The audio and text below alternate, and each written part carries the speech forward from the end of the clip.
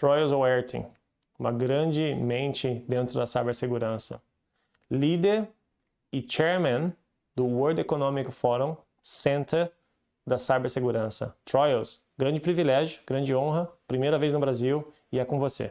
Thank you once again, Rafael, for this very warm and kind welcome to this important seminar. It's a pleasure for me to be with you here in Brazil, one of my favorite countries, although I've never been there.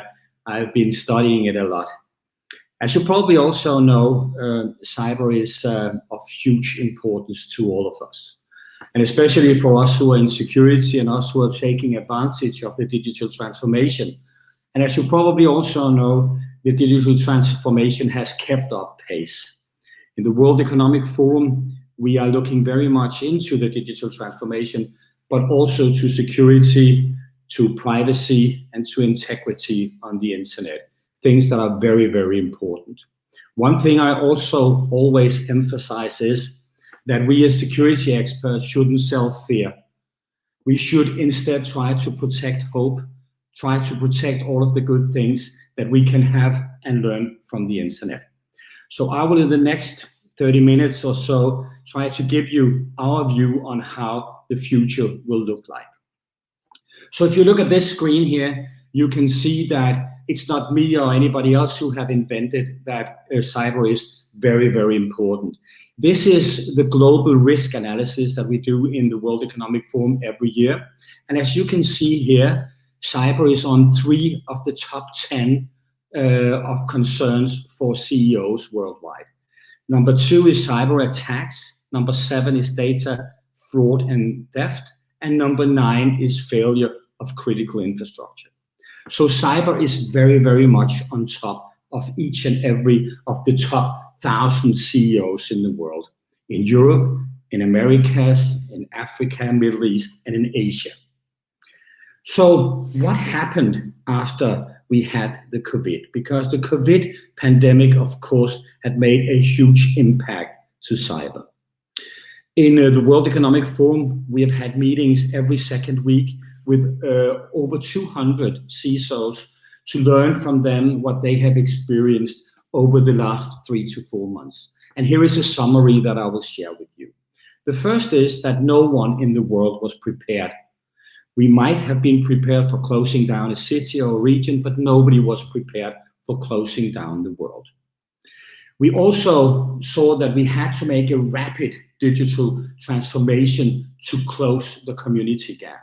Basically, we wanted to move 1.2 billion people working from offices to suddenly working from their home. We had to adapt to work from home, basically through unprepared staff that was not used for working from home, with unprepared technology and unprepared processes and tools. But we managed. Over 3 weeks, we actually managed to move 1.2 billion people, and we kept on the wheels spinning. Maybe we were not prepared, but the good thing is that the criminals were also not prepared. So they were taken by surprise. So what we have seen on the criminal side is that we've seen an uptick in what we call the mainstream crime. That is the lower crime. But unfortunately, we have also learned that criminals and state actors are preparing for exploiting this new broad attack vector, which is created by working from home. So we haven't seen the worst yet, unfortunately. We will see the worst in the coming months, and we have to be prepared. So you will see that there will be new threats will emerge. There will be new threats from insider threats. There will be new campaigns. You will also see that DDoS attacks and ransomware attack will surge because we are now all dependent on the internet. It's not about what we have on the internet, but the ability to communicate with our staff, our customers, clients, and partners are so crucial that just the ability to use the internet is very important. We can also conclude that during the last 3 months, we have seen a transformation that would normally take 3 years. But because of COVID, we were forced to do that fast transformation. So we have had this uptick, which has left basically a gap in security. But this is the new normal, ladies and gentlemen. This is how we will work in the future. We will never go back to the offices, not full. We will also never stay at home always, but we will have a much more, let's say, flexible work behavior in the next couple of years. And this is what we need to adapt to. Also, you in Brazil and in the region here needs to be ready for this new transformation. But we have other drivers that will teach us and that will learn us that this digital transformation is only the top of the iceberg. What we are seeing now is that mobile technology will take over basically the computer. I think in some regions we will simply skip the computer, like in Africa, and everybody will have a tablet and we will have Wi-Fi and we will use it. That will increase the internet population from the present population of 3.5 billion to almost 7 billion. We will have more mobile platforms than we will have human beings, and they will produce much more traffic than we are used to. For a good businessman, this will create more opportunities, more market, more reach. But for a security man, you will also notice that this will be more criminals to interfere with your business. So that is driver number one, the mobile technology. Included in the mobile technology is also the transformation from 4G to 5G. 5G is a precursor for anything we want to do if we want to automate vehicles, cars, drones, and we want to do precision medicine surgery over a distance. You need 5G. So 5G will also add to the complexity. That is the first driver. The second driver is the Internet of Things. You'll probably notice that we connect everything to the internet. So everything will be connected, everything will be sensing, everything will be stored. So we actually predicted that you in 2027 will have 55 billion devices connected to the internet. And out of them, 80% will have communication with machine to machine without human interaction. This will sense where you are, what you like, what you buy, what you read, what you fancy, what you photograph. Everything will be connected. There will be sensors all over. So more devices and more devices on the internet is the second driver. Now we create with more mobile platforms, with more Internet of Things, you create much more traffic. In the old days, you couldn't store that. You couldn't capture that. That was too expensive. With cloud computing, storage is not expensive. So everything we do now will be kept and stored, all the traffic. That will create a huge data lake about human behavior, interactions, that you can do a lot of good things again, that you can do KYC, know your customers, you can optimize service, you can monitor my heart from a distance, you can monitor windmills or other equipment, everything will be in the cloud. And when you have so much data, you need AI, artificial intelligence, to get something out of it. So these are the four drivers: mobile technology, Internet of Things, cloud computing, and AI. And one thing I want to mention when we are talking about artificial intelligence is that the criminals are already there. They have already started what is called adversarial AI.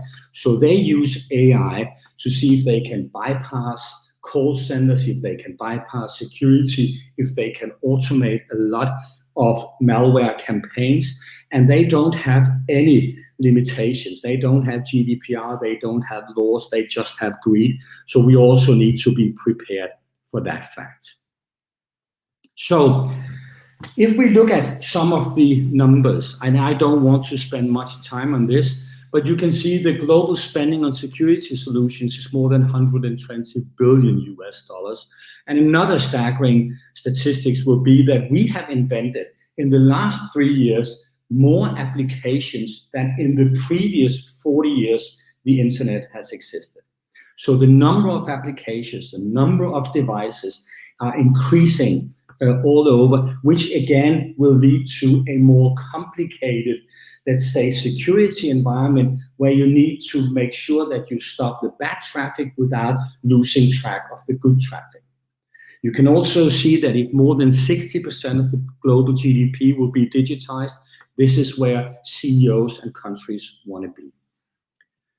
So what then about crime? We all know that it's prevented, it's prohibited, it's illegal to break the law. But due to the huge geopolitical tensions that we see in the world now, where you can see that US, China, Russia, and other ones, they simply do not get along. There is no trust between big states anymore. Then it's very, very difficult for law enforcement to enforce cybercrime. So what happens to the law when the law cannot be enforced?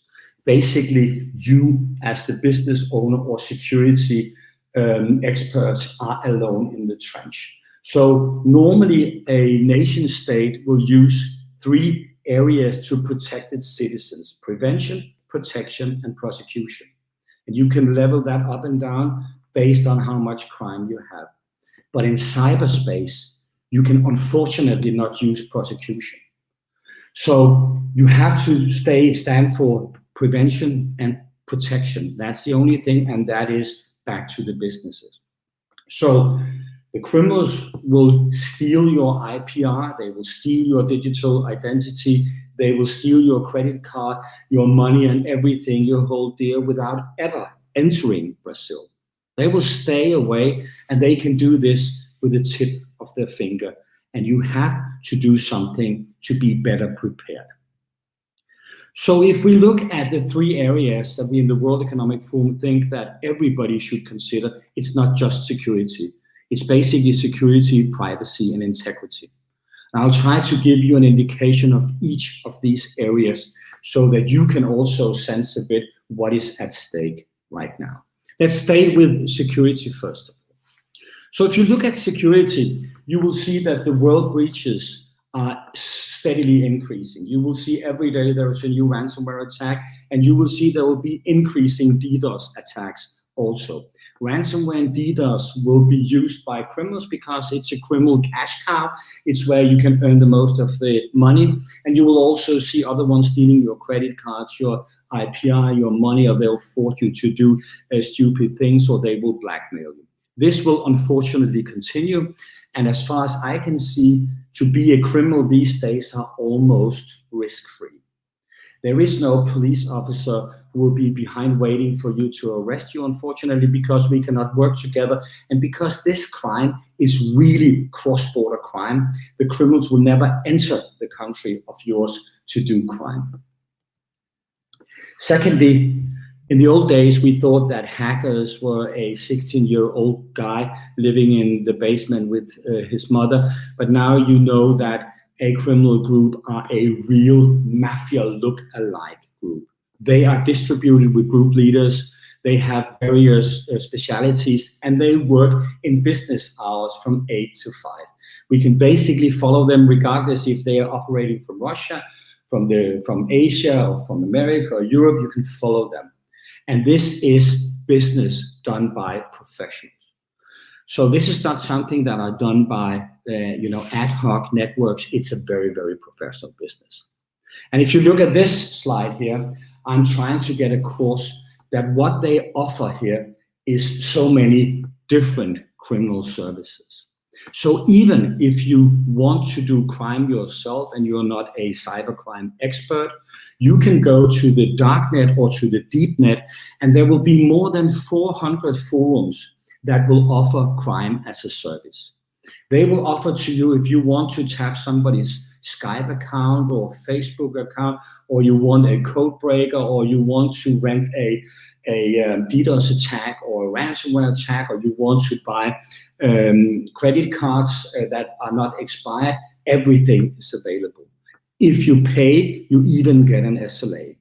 And the various users know that these criminals will sometimes cheat, but in order not to be cheated, they have also invented a TripAdvisor system where they actually rate the criminal services with stars, so you can go for those who doesn't cheat. So this will also enable crime to actually surge in the coming years, because this will also in one way or another attract people who cannot maybe do normal crime, they can do cybercrime. Another thing that attracts people is that this is a faceless crime. So if you rob an elderly woman, you can see that she's sad or she's very disappointed or hurt. But if you are defrauding 1 million elderly people, you will never be able to see them in their eyes. You will just steal their money. This is an example of a ransomware note that I got in my previous job. You will have to get used to this.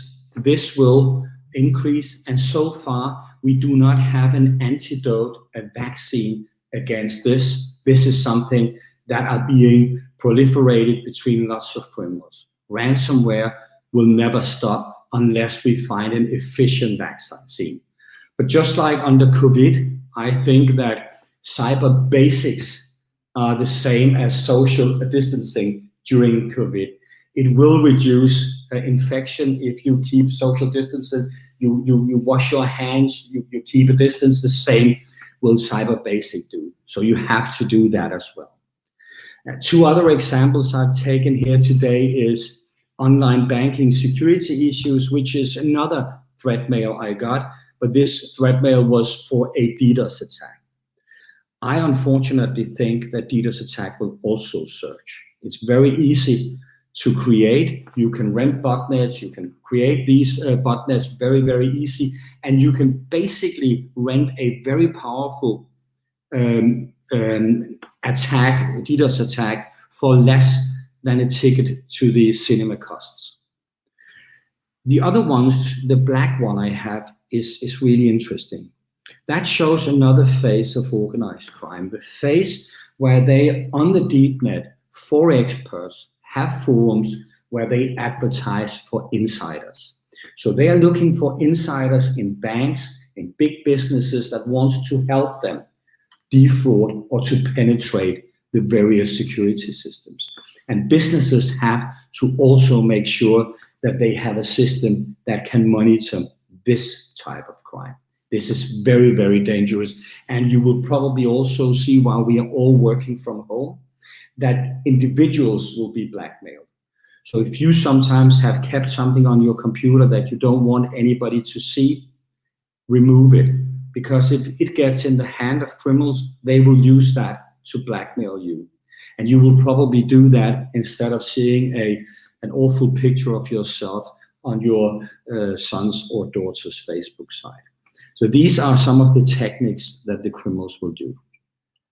If we go to the privacy issue, then I think that the mobile phone, and as I said in my introduction, the mobile platform will get much more important, is that anything you write, your location, what you read, your contacts, what you say, what you like, what you search, what you pay, everything is kept on these devices. So everything here will give a hint on you. So if this is not kept very, very safe, then the criminals will have all what they want access to you.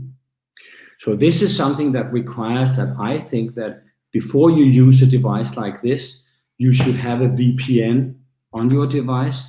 You should also use two-factor authentication, and I would also use a password manager. This is not something you can take lightly. This is your whole life in this one. And if other people have access to this, they will take away everything that you hold dear. The last thing I think that is important when we talk about crime and the internet is integrity. What is it that we actually can believe? In this screen, you see two videos of former President Barack Obama. One of them is made by my staff using face swap and voice swap. I know you cannot hear the voice here, but I can assure you, if you could, this was Barack Obama's voice. So my team has taken a person who is white, put him behind a table, and asked him to say something nasty about somebody, and then through this enabled AI tools with face swaps and voice swaps, we could create that movie. So based on that, we can actually produce fake news, that looks like they are right news, and we can send them to people that we think will look at these videos positively because they like either Obama or they dislike him. So this is what can happen in the future. And just to show you that this is not just for the American president, I took the former British Prime Minister and the president of Russia to show you that this can also be done. And these are 2 fake videos. But you are not able to see that. So basically, criminals can now hack opinions. They can hack you in order to maybe influence elections in the future by targeting people who they have profiled and giving them information that might not be true.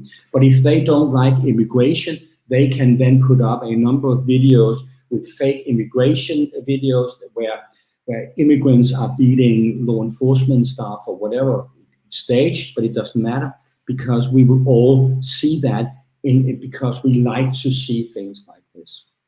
So this is also something we need to consider, not just to look at security or privacy, but also at integrity. And when everything goes online, this will also be very, very important.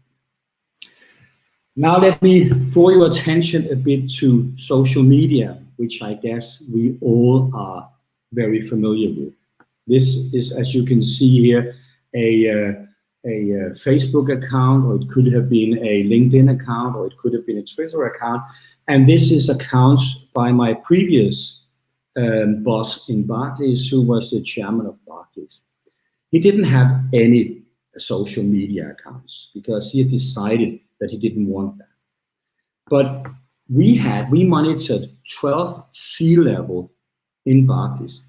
And if you should guess how many fake accounts like this one do you think I took down every 3 months? More than 100. So more than 100 fake accounts with the right pictures, the right text, maybe picture of their dogs and their wives and their kids were set up by criminals because they want to use the information through inboxing to learn a bit about John McFarlane or to defraud some of those who thought that they were connected to him.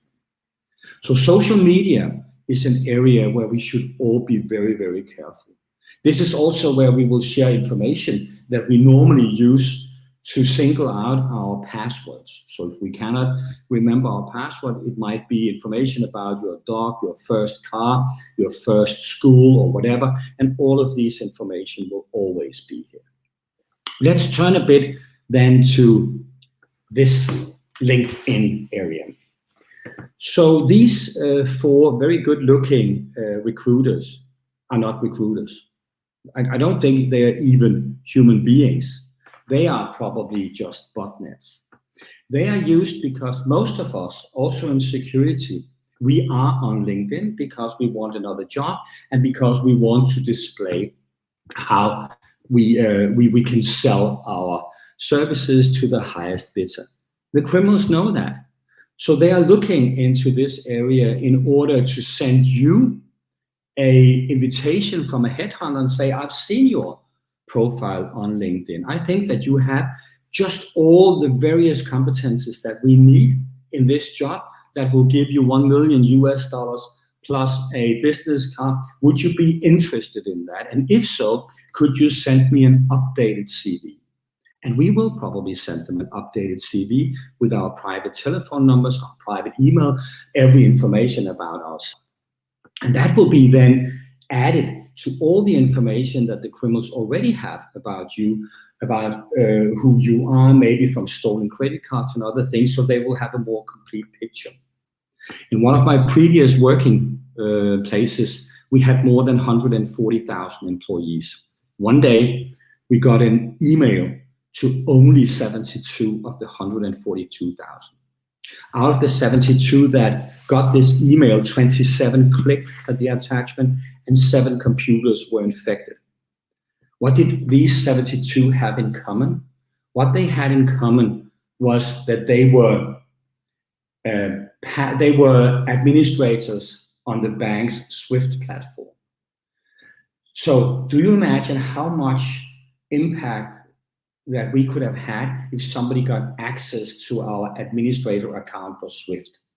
This is an account where you normally, shuffle trillions of dollars over these accounts.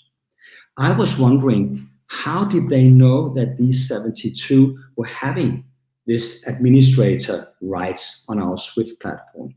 And I discovered that they have used LinkedIn for that. So you can search and you can filter on one workplace, IT, administrators, and then you get all of those, and then you can send them a direct mail. So this is a very, very, let's say, very efficient tool to also use for stealing information. The last slide I want to show you here is this one. This is one that are designed for me and for myself to see how I want to tackle my threat and my risk. So in any company or as a private person, these are the 6 areas that you should consider. And you should always look at risk, never at threats. If you listen to all the hype in the security world, everything is possible. If you're on the crosshairs of Russian intelligence or American intelligence or Chinese intelligence, they will use very nasty tools against you.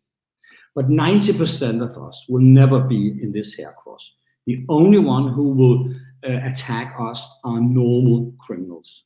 Organized criminals, yes. Advanced criminals, yes, but still criminals. Criminals will never ever spend $1 to steal 50 cents. So if you have basic security, they don't bother. They move on to the next set of victims.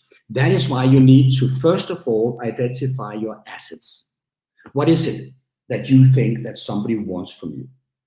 When you know that, you look at the other side and you say, who are the adversaries who want that? What is their intent? Do they want to steal it, blackmail you, whatever? And what are their tools? When you know this, you go back again to your IT expert and say, you know our network. What are our known vulnerabilities? And he will know where we are good and not good.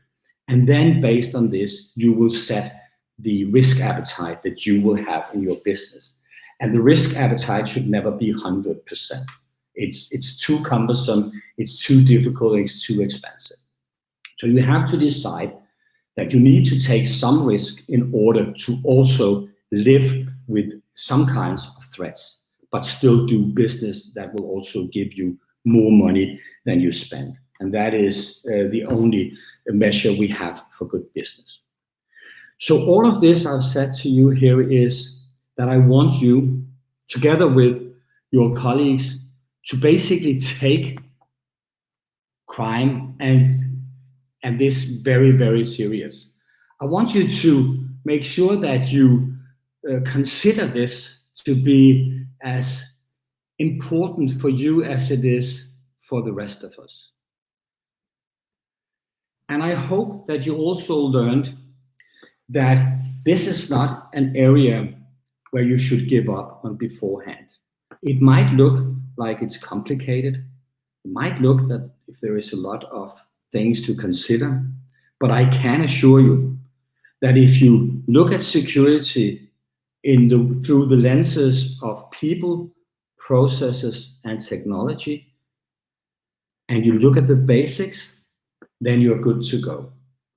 What actually rescued normal civilization for getting older was that we started washing our hands and we started brushing our teeth.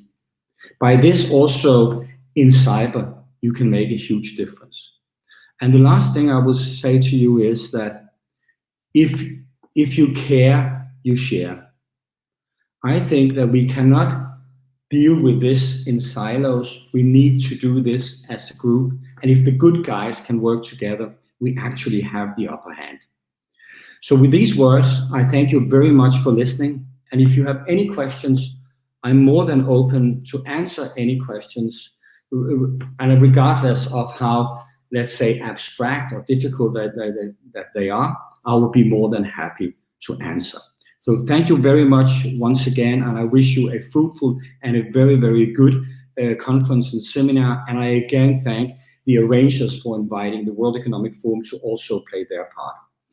We will prevail, and we can make a difference, and we will make a difference. Thank you.